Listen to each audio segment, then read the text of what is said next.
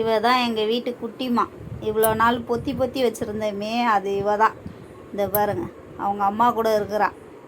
பயங்கர சேட்டை பண்ணுறா தெரியுமா.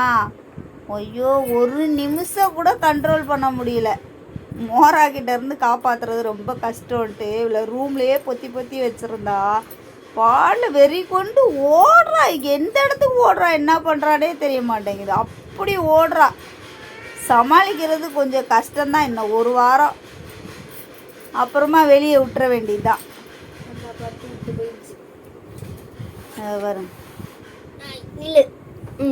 பார்த்துக்கோங்க, இவ தான் குட்டிமா. இவளுக்கு நாங்கள் வச்ச பேர் குட்டிமா. குட்டிமான்னு பேர் வீட்டு மீசை வச்ச குட்டி பொண்ணு. பொண்ணா பையனானு இன்னும் தெரியல. ஆமாம், பையனும் தெரியல பொண்ணுன்னு தெரியல, கண்டுபிடிக்கவே முடியல.